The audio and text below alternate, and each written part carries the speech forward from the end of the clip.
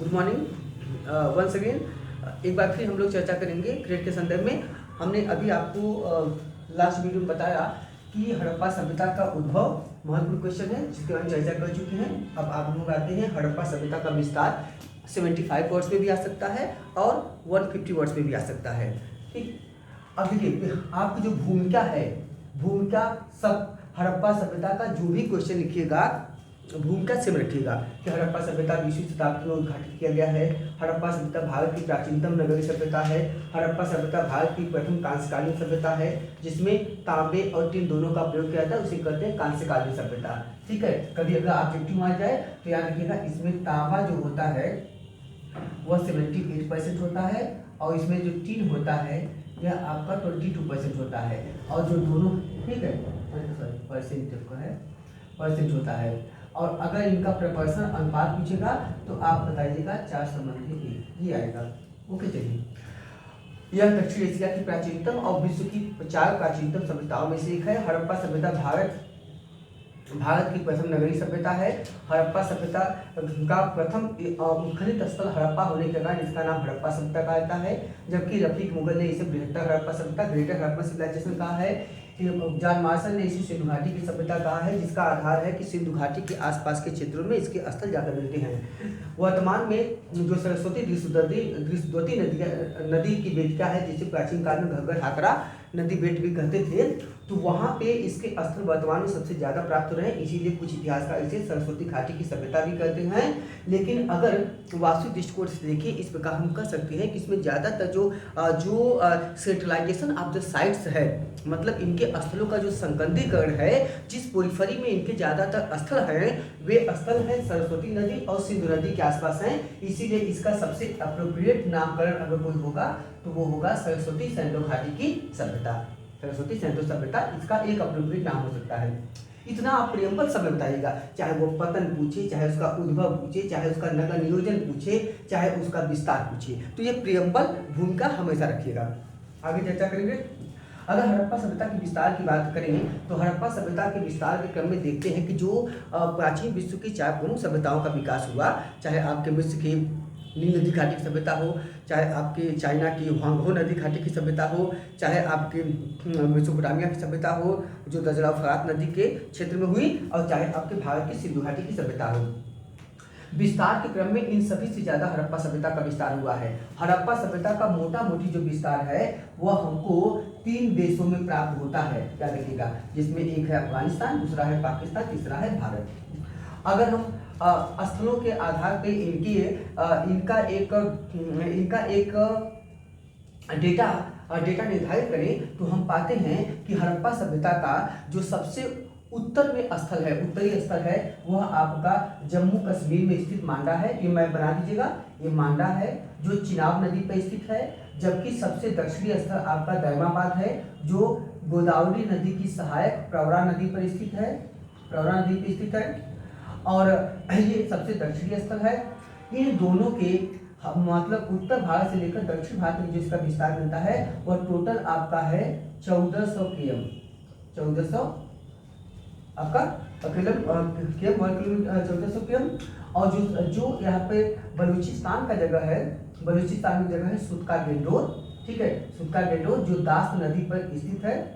और इधर आपका है उत्तर प्रदेश के पश्चिमी यूपी में स्थित मेरठ में हिंडन नदी तट पर स्थित है आलमगीरपुर, जिसकी खुदाई हुई है सर्वेंट साफ सोसाइटी के माध्यम से इसकी खुदाई कराई गई है।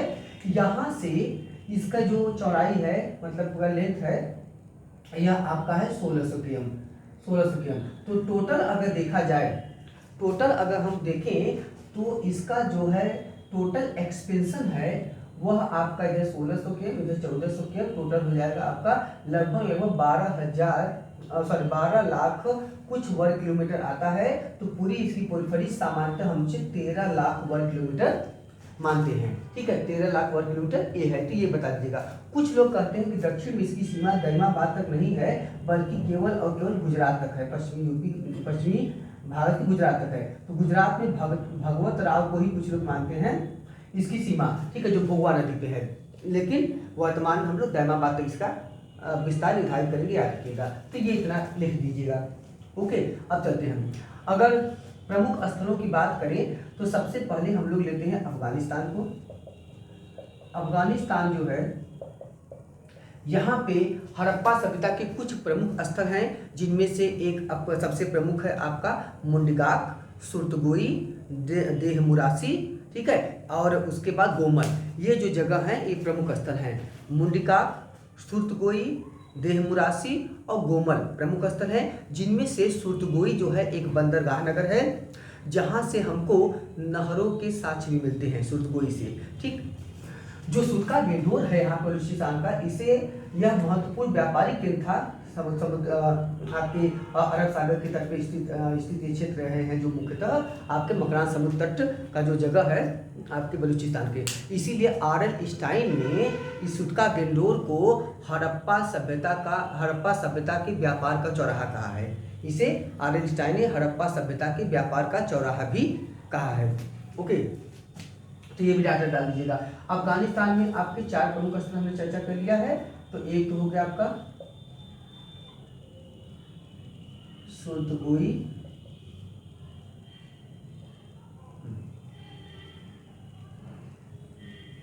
मुंडगाक, सुरतगोई,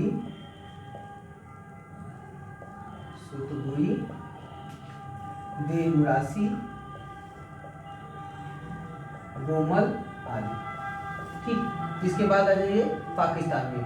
पाकिस्तान में जो इसके स्थल मिलते हैं वो मुख्यतः 3 प्रांत में प्राप्त हुए हैं, पंजाब, सिंध, दक्षिणी बलूचिस्तान। तो अब अगला है आ जाइए पाकिस्तान में। बस यही सब करके आप कोड कर लीजिएगा, एक मैप बना लीजिएगा, इससे ज़्यादा कुछ नहीं है। पाकिस्तान में इसके जितने स्थल हैं वो 3 प्रांतों से मिलते हैं। पहला है आपका दक्षिणी बलूचिस्तान से प्राप्त होते हैं, दूसरा आपका है सिंध से, और तीसरा आपका है पंजाब प्रांत से। ये 3 प्रांतों में इसके स्थल प्रमुख रूप से प्राप्त होते हैं।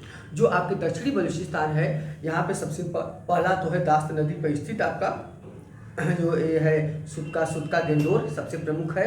इसी पास है सादी कौर नदी पर स्थित है सुतका कोह। तो यहाँ पे आपका है सुतका गेंडोर, सुतका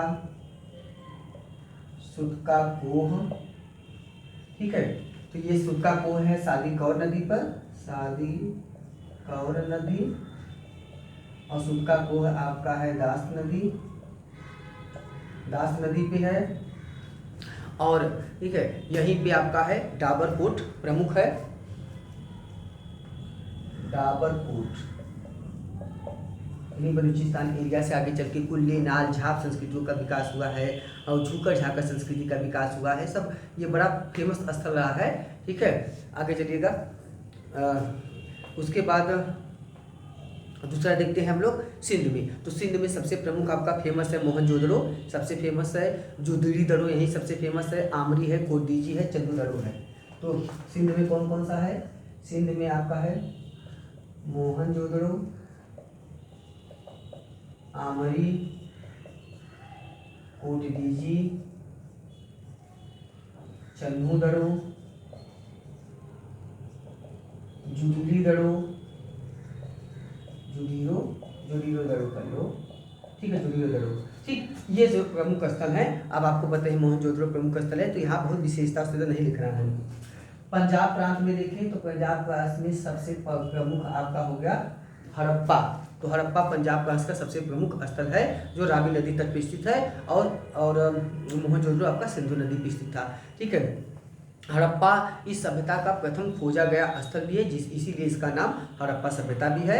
हड़प्पा सभ्यता की विशेषताओं के कारण ही रफीक मुगल ने इस सभ्यता को बृहत्तर हड़प्पा, ठीक है, ग्रेटर हड़प्पा सिविलाइजेशन कहा। बृहत्तर हड़प्पा शब्द का प्रयोग उन्होंने ही किया है पहली बार, ठीक है। तो एक ये भी आपकी आवश्यकता है। यहीं से आपका मिलता है जलीलपुर है, डेरा इस्माइल खान है, चक पुरवाने स्याल है, रहमान ढेरी है, गनेड़ी वाल है, बहुत सारे हैं। तो यहाँ से आपके हैं चक पुरवाने स्याल है, यहीं पे आपका है जलीलपुर है, यहीं से आपका रहमान ढेरी है, ठीक है। और यहीं पे आपका वो होगा क्या बोलते हैं चक 86 है।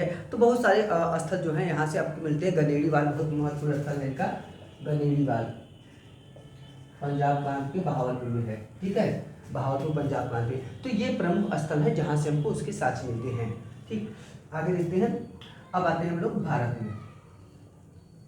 अगर भारत में हड़प्पा सभ्यता के प्रमुख स्थलों की बात करें तो भारत के हम कई प्रांतों में हड़प्पा सभ्यता के स्थल प्राप्त कर देखते हैं, जिनमें से सबसे पहले आपका आते हैं। अब देखिए हड़प्पा भारत है तो भारत का भी आप मैप से दिखा सकते हैं। भारत में कौन कौन से हैं, चलिए तो आप इन्हें समझ गए होंगे, प्रश्न मिटा के क्लियर लिखते हैं। भारत में आ जाइए, भारत में है पहला है आपका JNK जम्मू एंड कश्मीर,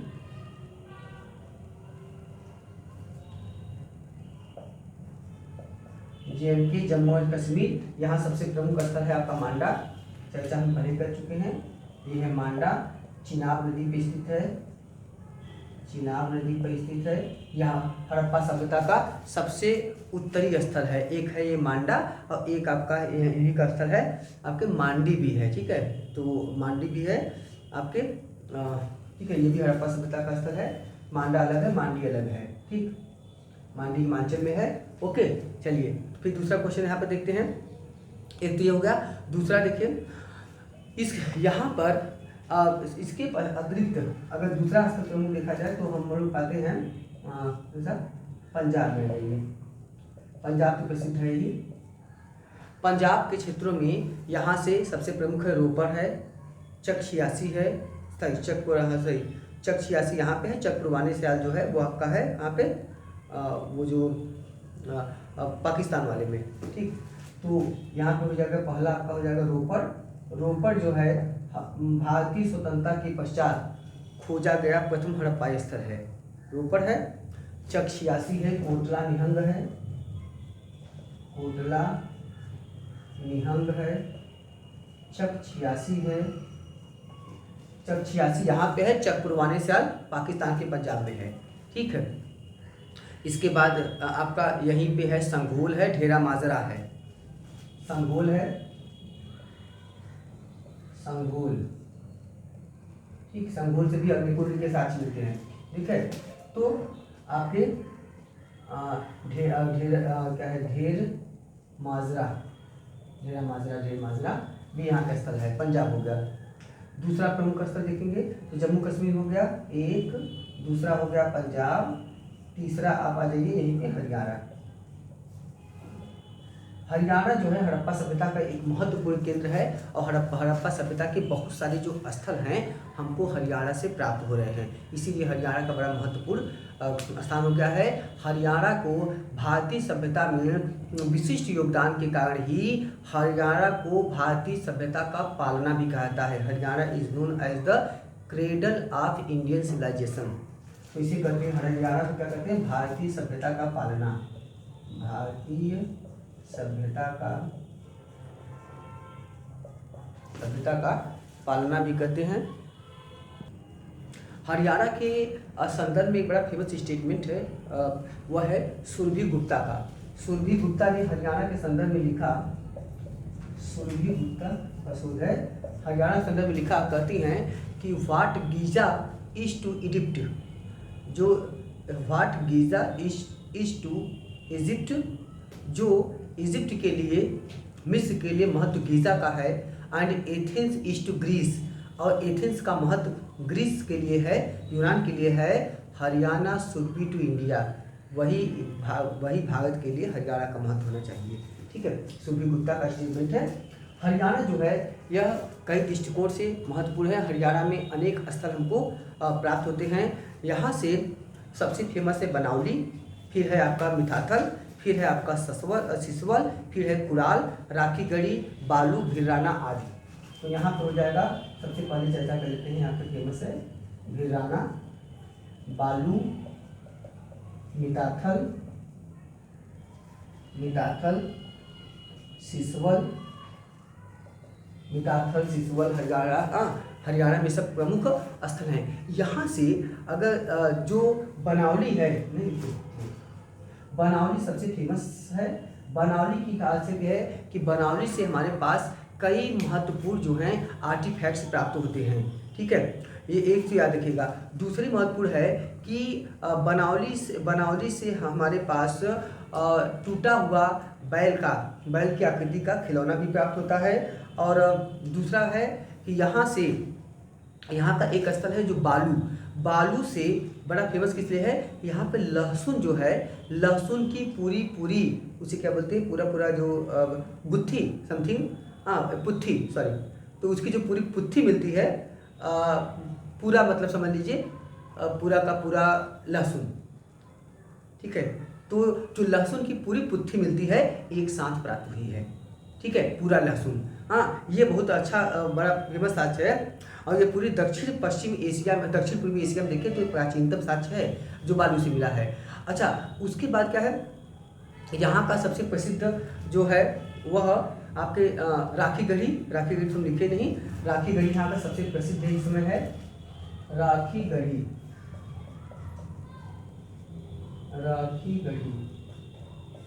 ठीक, जिसकी इसमें खुदाई हो रही है बसंत शिंदे और नीरज राय ने किया है।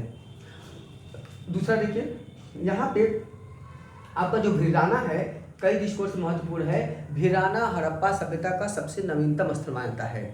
ठीक है, भिराना हड़प्पा सभ्यता का नवीनतम स्थल मानता है, जहाँ से मृदभांडों मिट्टी के बर्तनों पर मत्स्य कन्या जलपरी के साक्ष्य मिलते हैं और नृत्यांगना का चित्र मिलता है। अगर जलपरी का साक्ष्य पूछेगा तो आंसर होगा भिराना से, याद रखिएगा। ठीक है, ये चित्र ऐसा लगता है जो मोहनजोदड़ो से एक नर्तकी की मूर्ति प्राप्त हुई है, उसी का प्रतीक, उसी के जैसा लगता है। ठीक है, वो मूर्ति जो है मध्यशिष्ट विधि से बनाई गई है, लास्ट वैक्स पद्धति से बनाई गई है। ओके, दूसरा राखी गढ़ी सबसे महत्वपूर्ण है। राखी गढ़ी जो है कई दृष्टिकोण से महत्वपूर्ण है। राखी गढ़ी का जो एक्सकवेशन हुआ वर्तमान में जहाँ से हमारे पास साक्ष्य प्राप्त हुए, उनसे पता चलता है कि हड़प्पा सभ्यता की जो प्राचीन एंटिक्विटी है वह लगभग 7000 ईसा पूर्व तक जाती है। जो यहाँ की रिपोर्ट आई है उस रिपोर्ट का नाम है an ancient Harappan genome lacks the ancestry of steppe pastoralists and Iranian farmers. इसके आधार पे आर्य आक्रमण की संकल्पना को नकारते हुए भारतीयों के एंटिक्विटी को और हड़प्पा सभ्यता की एंटिक्विटी को 7000 BC तक ले जाया गया है। और माना गया है कि भारतीय सभ्यता जो है अति प्राचीन काल से लेकर आधुनिक काल तक क्रमागत रूप से विकसित हुआ है। इसमें कहीं से भी आर्यों के बाहर से आने का कोई दृष्टांत या साक्ष्य नहीं मिलता है। ओके, राखी गढ़ी और महत्वपूर्ण है क्योंकि राखी गढ़ी से हमारे पास पूरे विश्व